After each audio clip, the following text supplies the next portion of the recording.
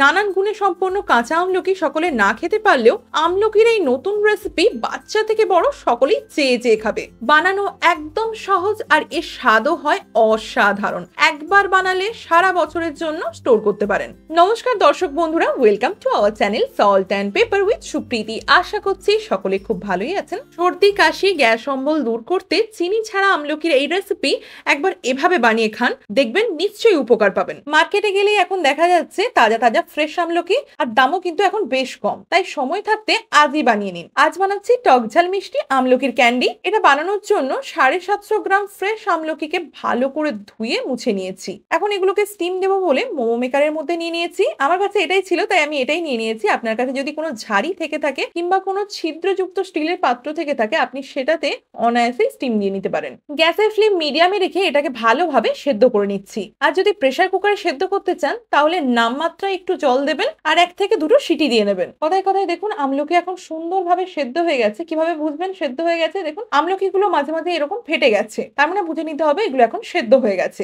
গ্যাসের ফ্লেমটা অফ করে দিয়ে আমলকিগুলো সরিয়ে নিয়ে পুরোপুরি ঠান্ডা করে নিচ্ছি। আর এই জলটা যে দেখতে পাচ্ছেন এটা কিন্তু ফেলে দেবো না। এটা দিয়ে চুল ধুয়ে নিতে পারেন কিংবা এটার মধ্যে অল্প একটু চিনি দিয়ে জল খেয়ে নিতে পারেন, খুবই উপকার পাবেন। এখন এই ক্যান্ডির জন্য একটা স্পেশাল মশলা বানিয়ে নিচ্ছি। কড়াইয়ের মধ্যে দিয়ে দিয়েছি 1 টেবিল স্পুন গোটা জিরে, 1 টেবিল স্পুন জোয়ান, হাফ টেবিল স্পুনের মতো গোলমরিচ, সবশেষে দিয়ে দিচ্ছি 1 চামচ মৌরি। এবার লো টু মিডিয়াম ফ্লেমে কয়েক সেকেন্ড ভেজে নিলেই হবে। খুব বেশিক্ষণ ধরে ভাজতে যাবেন না, তাহলে মশলার যে গুণাগুণ আর মশলার যে ফ্লেভার দুটোই পুরোপুরি চলে যাবে। এই মশলা বানাতে যে সকল উপকরণ ব্যবহার করেছি সবগুলোই কিন্তু পেটের পক্ষে ভীষণ উপকারী। হজমের সমস্যা হোক কিংবা গ্যাস অম্বল অথবা বুক জ্বালা, সবকিছু থেকেই রেহাই দেবে। তাছাড়াও জোয়ান আর মৌরি একসাথে খেলে শরীরও ঠান্ডা থাকে। মশলাটা ভাজা হওয়ার পর পুরোপুরি ঠান্ডা করে নিয়ে মিহিভাবে গ্রাইন্ড করে নিয়েছি। আর এদিকে আমলকিগুলো ঠান্ডা হয়ে গেছে। দেখুন এইভাবে আমলকির থেকে বীজগুলো আলাদা করে নিচ্ছি। হালকা একটু চাপ দিলেই সেপারেট হয়ে যাচ্ছে। তারপর খুব সহজেই বীজটা বের করে নেওয়া যাবে।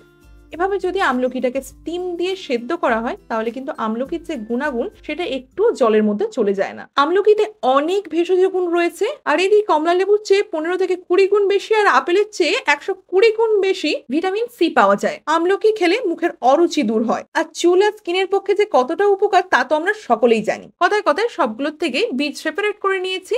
এখন এগুলোকে গ্রাইন্ড করব, তাই গ্রাইন্ডিং জারের মধ্যে নিয়ে নিচ্ছি। আর এতে 2 গাঁটের মতো আদাকে গ্রেট করে এর মধ্যে অ্যাড করে দিচ্ছি। এর জায়গায় আদা বাটাও ইউজ করতে পারেন। তো এবার আমলকিটাকে মিহিভাবে গ্রাইন্ড করে নিচ্ছি।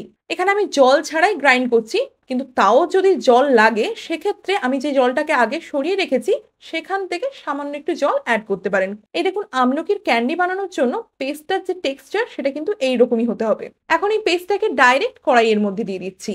গ্যাসের ফ্লেমটাকে লো টু মিডিয়ামে রেখে 3-4 মিনিট ধরে এই মিশ্রণটাকে নেড়ে চেড়ে ভেজে নিচ্ছি, মানে কুক করে নিতে হবে। এই অবস্থায় এর মধ্যে কিচ্ছু অ্যাড করিনি, জাস্ট এটাকে কন্টিনিউয়াসলি নেড়ে চেড়ে ভেজে নিচ্ছি। এই পর্যায়ে তাড়াহুড়ো করলে একদমই হবে না, হাতে একটু সময় নিয়ে ধীরে সুস্থে কাজটা করতে হবে। আগেই বলেছি চিনি ছাড়া বানাবো, তাই এখানে নিয়ে নিয়েছি 750 গ্রাম মিছরি। মানে যে পরিমাণের আমি আমলকি নিয়েছি সমান পরিমাণে মিছরি নিয়েছি। মিছরির জায়গায় গুড় কিংবা চিনি দিয়েও এটা বানাতে পারেন। এগুলো সাইজ যেহেতু বেশ বড় বড় ছিল তাই আমি এগুলোকে চেষ্টা করেছি যতটা সম্ভব একটু ভেঙে ছোট করে নেওয়ার।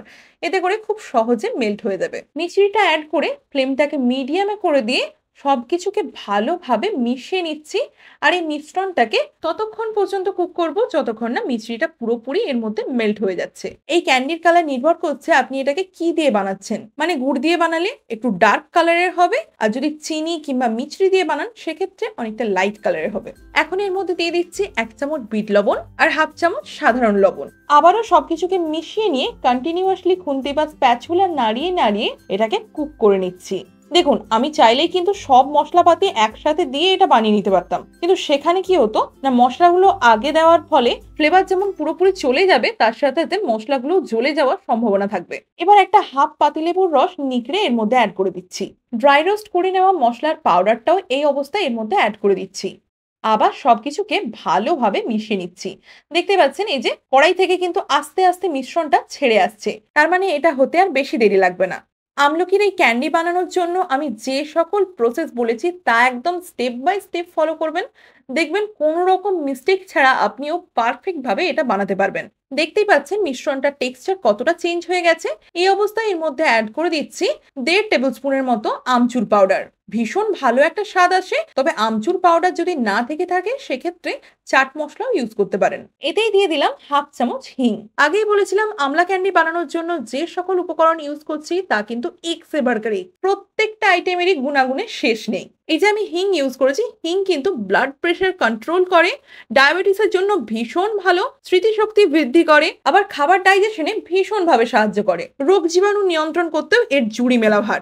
এই দেখুন মিশ্রণটা কথায় কথায় কতটা গাঢ় হয়ে গেছে, আর এখন কালারটাও কিন্তু সম্পূর্ণ চেঞ্জ হয়ে গেছে। খুব সহজেই কড়াই থেকে ছেড়ে আসছে আর এইরকম এক জায়গায় জমা হয়ে যাচ্ছে, তার মানে বুঝে নিতে হবে এই মিশ্রণটা এখন একদম রেডি। গ্যাসের ফ্লেমটা অফ করে দিয়ে এটাকে পুরোপুরি ঠান্ডা হওয়ার জন্য রেখে দিচ্ছি। এবার একটা প্লেটের মধ্যে 1.5 কাপের মতো পাউডার সুগার নিয়ে নিচ্ছি। চিনিটাকে ভালোভাবে গ্রাইন্ড করে নিলেই খুব সহজে পাউডার সুগার বানিয়ে নেওয়া যায়। মিশ্রণ এখন পুরোপুরি ঠান্ডা। প্রথমে আমি হাতে একটু পাউডার সুগার লাগিয়ে নিচ্ছি, এতে করে ক্যান্ডিটা বানানোর সময় হাত একটু চটচটে মনে হবে না। এবার দেখুন মিশ্রণের থেকে কিছুটা পরিমাণ নিয়ে ছোট একটা বলের মতো বানিয়ে নিচ্ছি। এখানে আপনি ক্যান্ডিগুলো সাইজ কেমন রাখতে চান সেই বুঝে বলগুলো বানাবেন। বলটা বানানো হয়ে গেলে আবার একবার পাউডার সুগার দিয়ে কোট করে নিচ্ছি। ভীষণ সিম্পল রেসিপি, আর একবার বানালে সারা বছর চলবে।